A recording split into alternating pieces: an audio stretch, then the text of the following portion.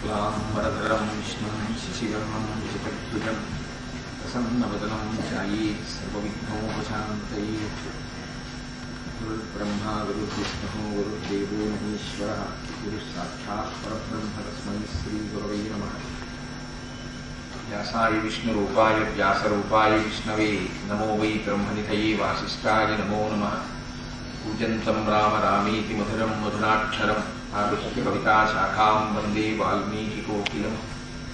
श्रुतिस्मृतिपुराणानाम् आलयं करुणालयं नमामि भगवत्पादशङ्करं लोकशङ्करं। वागर्धाविवसंपृक्तौ वागर्धप्रतिपत्तये जगतः पितरौ वन्दे पार्वतीपरमेश्वरौ। सूक्तिं समग्रयतु न स्वयमेव लक्ष्मीः श्रीरङ्गराजमहिषी मधुरैकटाक्षैः। वैदग्ध्यवर्णगुणगुम्फनगौरवैर्यां कण्डूलकर्णकुहराः कवयोधयन्ति। हैमोध्वपुण्ड्रमजहन्मकुटं सुनासं मन्दस्मितं मकरकुण्डलचारुगण्डं बिम्बाधरं बहुलदीर्घकृपाकटाक्षं श्रीवेङ्कटेशमुखमात्मनिसन्निधत्ताम्। विमलपटी कमलकुटी पुस्तकरुद्राक्षशस्तहस्तपुटी कामाक्षी पक्ष्मलाक्षी कलितविपञ्ची विभासि वैरिञ्ची। मनोजवं मरुततुल्यवेगं जितेन्द्रियं बुद्धिमतां वरिष्ठं वातात्मजं वनरयूथमुख्यं श्रीरामदूतं शिरसा नमामि। आपदामपहर्तारं दातारं सर्वसम्पदां लोकाभिरामं श्रीरामं भूयो भूयो नमाम्यहम्। वसुदेवसुतं देवं कंसचाणूरमर्दनं देवकी परमानन्दं कृष्णं वन्दे जगद्गुरुम्। हरि ओम। परमेश्वर स्वरूपैన సభకి నమస్కారం.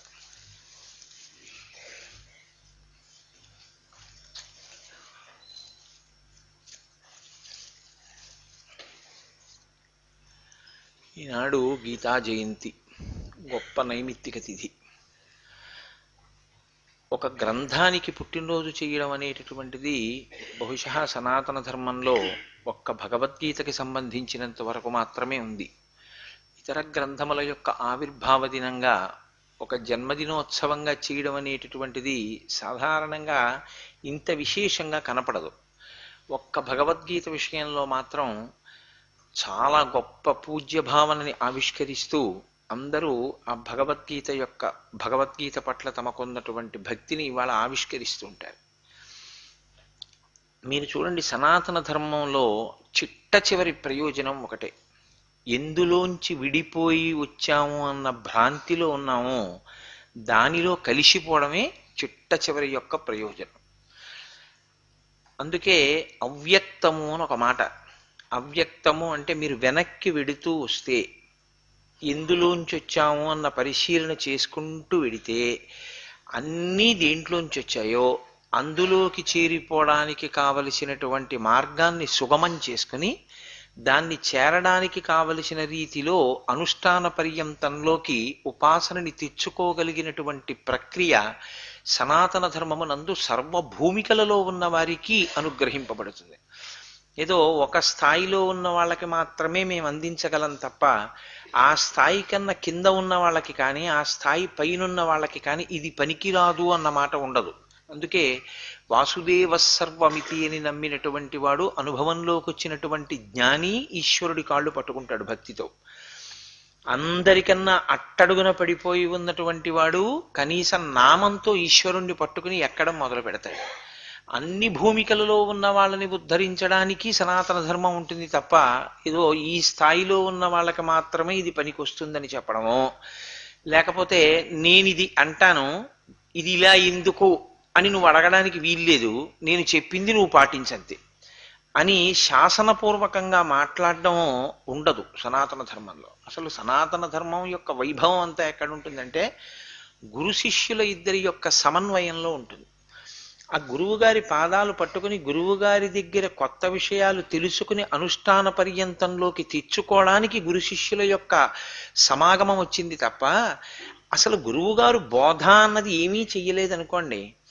శిష్యుడు గురువుగారి దగ్గర నుంచి తెలుసుకుని తన జీవితంలో కొత్తగా ఒక అనుష్ఠానాన్ని చేసి దాని వలన జ్ఞానాన్ని పొందకపోతే అసలు ఆ గురు శిష్య సంబంధం అర్థం లేని సంబంధమై కూర్చుంటుంది. అది మహాత్ములైన వాళ్ళు దృష్టిపాతం చేత చెయ్యవచ్చు, లేదా మౌనము చేత చెయ్యవచ్చు. భగవాన్ రమణుల వంటి వారు మౌనాన్ని ఆశ్రయించి శిష్యుల్ని ఉద్ధరించినటువంటి స్థితి ఉంది. నోరు విప్పి మాట్లాడి తన మాటల చేత అవతల వారిలో ఉండేటటువంటి అజ్ఞానాన్ని దహించినటువంటి గురువులు చాలామంది ఉంటారు. గురు శిష్య సంబంధం యొక్క పరమ ప్రయోజనం ఈశ్వరుడి వైపుకి తిప్పగలగడమే. ఇటువంటి సనాతన ధర్మంలో యుద్ధభూమి యందు ఆవిష్కరింపబడినటువంటి తత్వ ప్రతిపాదకములు, యుద్ధభూమినందు ఆవిష్కరింపబడినటువంటి చాలా అమృతభాండతుల్యమైనటువంటి గ్రంథరాజములు రెండున్నాయి. ఒకటి రామరావణ సంగ్రామంలో శ్రీరామచంద్రమూర్తికి అగస్త్య మహర్షి ఉపదేశం చేసినటువంటి ఆదిత్య హృదయం. అది యుద్ధభూమిలోనే వచ్చింది.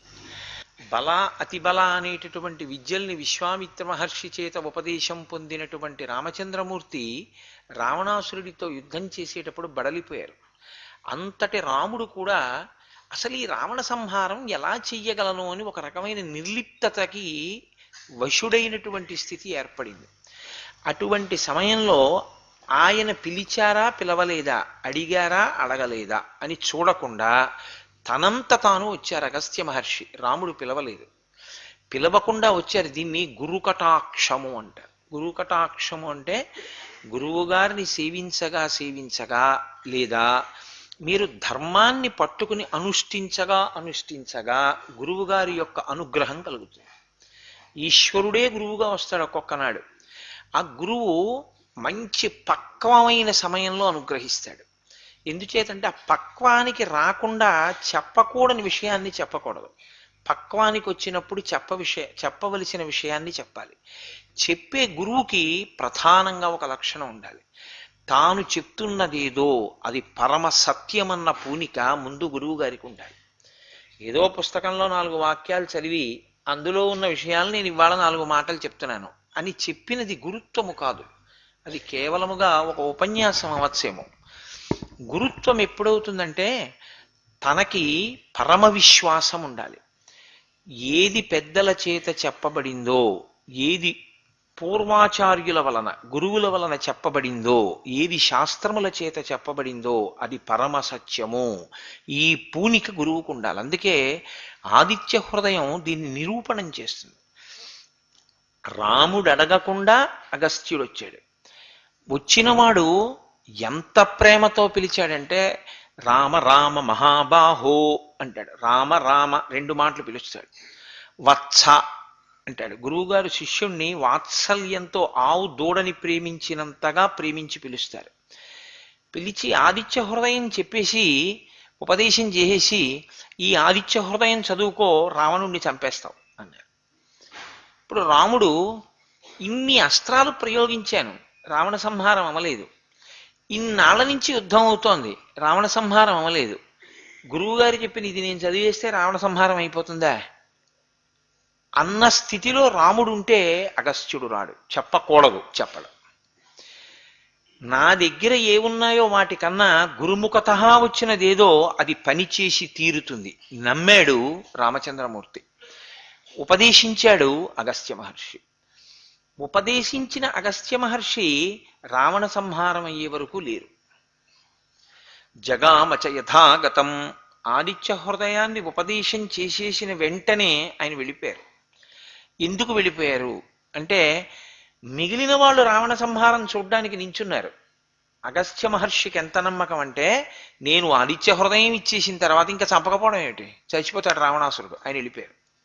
అంటే అంత విశ్వాసం గురువుకి. అంత విశ్వాసమున్న గురువు శిష్యుడికి ఏది చెప్పాడో అది విస్ఫోటనము. అది శిష్యుని ఎందు అలా పనికొస్తుంది. ఏది ఎప్పుడు చెప్పాలో ఆ పక్వమైనటువంటి స్థితిలో చెప్తే తప్ప దాన్ని శిష్యుడు అందుకోవడంలో కూడా పరిణతిని పొంది అందుకోవడం అనేటటువంటిది సంభవమయ్యే విషయం కాదు. మీరు చూడండి, ఎప్పుడు పడితే అప్పుడు విత్తనాలు వేయడం కుదరదు. భూమిని బాగా దున్నాలి, మెత్తగా తయారు చేయాలి, వర్షం పడాలి, అప్పుడు విత్తనం పెట్టాలి. అలాగే శిష్యుడు యోగ్యమైన స్థితికి వచ్చాడు, ఇప్పుడు చెప్పింది ఇంకా బాగా నాటుకుంటుంది, ఇతనికి ప్రధాన ప్రయోజనాన్ని నెరవేరుస్తుంది అనుకున్నప్పుడు గురువు ఉపదేశం చేస్తాడు. ఆ సమయం వరకు అలా ఎదురు చూస్తుంటాడు ఆయన. అప్పుడు తన కటాక్షాన్ని ప్రసరిస్తాడు. అలా ప్రసరించడం వల్ల గురువుగారికి ఉపయోగం ఏమిటి? ఏమీ ఉండదు. అసలు నిజంగా గురువుగారికి ఏదైనా ఉపకారం చెయ్యాలి అనుకుంటే అలా చెయ్యగలిగిన వాడు లోకంలో ఉండడు. ఎందుకంటే గురువుగారికి ఏం ఉపకారం చేస్తారు? లోకంలో తల్లికి తండ్రికే ఉపకారం చేయలేరు మీరు. శరీరం ఇచ్చిన వాళ్ళు ఈ జన్మలో తల్లిదండ్రులు ఈ శరీరం ఇచ్చారేమో కానీ వచ్చే జన్మలో మళ్ళీ ఇంకో తల్లిదండ్రులు శరీరం ఇస్తారు. అసలు శరీరమే మళ్ళీ పుచ్చుకోవలసిన అవసరం లేని స్థితిలో జ్ఞానం ఇవ్వగలిగినటువంటి గురువుకి ఏం ఉపకారం చేస్తారు మీరు? కాబట్టి గురువుకి శుశ్రూషే తప్ప గురువుగారు ఆ శరీరంతో 10 కాలాలు ఉండేటట్టుగా ఆయన్ని సేవించడమే తప్ప గురువుగారికి కొత్తగా చేసే ఉపకారం ఉండదు. ఎందుకంటే గురువుగారికి ఇది లేదన్న భావన ఉంటే కదా మీరు ఇవ్వడం. అందుకే గురువుకి లోకంలో ప్రత్యుపకారము లేదు. కాబట్టి ఆదిత్య హృదయం యుద్ధ భూమిలో వచ్చింది. అలాగే కురుక్షేత్ర యుద్ధంలో వచ్చింది భగవద్గీత. భగవద్గీత 18 అధ్యాయములుగా చెప్పబడింది. ఎటువంటి సమయంలో ఎటువంటి ప్రదేశంలో శిష్యుడు మంచి యోగ స్థితిలో ఉండగా ఎటువంటి పక్వమైన కాలంలో ఉపదేశం చేస్తే శిష్యుణ్ణి బాగా పట్టుకుంటుందో అప్పుడు ఉపదేశం చేశారు కృష్ణ భగవానుడు. నిజంగా కూడా అటువంటి ఉపదేశం చేయవలసింది యుద్ధకాలంలోనే చెయ్యాలి. యుద్ధకాలం అంటే నా ఉద్దేశం దెబ్బలాడుకుంటూ ఉండడము అని కాదు. యుద్ధకాలము అంటే కార్యాచరణయందు ఉద్యుక్తుడై కర్తవ్యమేది బాధ్యతేది, కర్తవ్యమునకు బాధ్యతకు తేడా ఏది, ధర్మమేది, చెయ్యవలసినదేది, చెయ్యకూడనిదేది, శిష్యుడు అయోమయావస్థకి గురి అయి గురువుగారి పాదములు పట్టుకోవడం వినా మార్గం లేని స్థితికి చేరినప్పుడు గురువు మాట్లాడితే బాగా పట్టుకుంటాడు శిష్యుడు. ఆకలేసిన వాడికి పెట్టిన అన్నానికి, కడుపు నిండిన వాడికి పెట్టిన అన్నానికి బాగా శ్రద్ధాళువై వింటుండగా దాని అవసరం కలిగినప్పుడు చెప్పిన దానికి, బయట వర్షం పడుతోందని పందిట్లోకి వచ్చి వినడం కోసం చేరిన వాళ్ళకి చెప్పడానికి తేడా లేదు, చాలా తేడా ఉంటుంది. కాబట్టి శిష్యుడు ఆ స్థితిని పొందితే తప్ప గురువు ఉపదేశం చెయ్యరు. కురుక్షేత్ర సంగ్రామంలో ఆ స్థితిని అర్జునుడు పొందాడు. శిష్యుడు ఆ స్థితిని పొందితే గురువుగారు అప్పుడు ఉపదేశం చేస్తారు. అర్జునుడికి ఆ ఉపదేశం పొందడానికి కావలసినటువంటి స్థితి కురుక్షేత్ర సంగ్రామంలో వచ్చింది. ఎందుకని అంటే అప్పటి వరకు అర్జునుడు అస్త్రాల మీద అస్త్రాలు తెలుసుకుంటూనే ఉన్నాడు. ఎంత అస్త్ర సంపద సంపాదించాడో. ఇదంతా దేని కొరకు? కురుక్షేత్రంలో శత్రు సంహారం చెయ్యాలి. నేను అన్నయ్యకి రాజ్యం తెచ్చి పెట్టాలి, నా ధర్మాన్ని నేను నిర్వర్తించాలి. ఇప్పుడు ఆయన కర్తవ్యం ఆయన చేసుకుంటూ విడుతుండగా నువ్వెప్పుడూ కర్తవ్యం విషయంలో ఇలాగే ఉండాలని బోధించవలసిన అవసరం కృష్ణ భగవానుడికి లేదు. ఎప్పుడు తన కర్తవ్యాన్ని తాను మరిచిపోయాడో, ఎప్పుడు కర్తవ్యం విషయంలో అయోమయావస్థకి గురయ్యాడో అప్పుడు ఈశ్వరుడు జోక్యం చేసుకోవాలి. అర్జునుడు కేవలం సమస్త జీవకోటి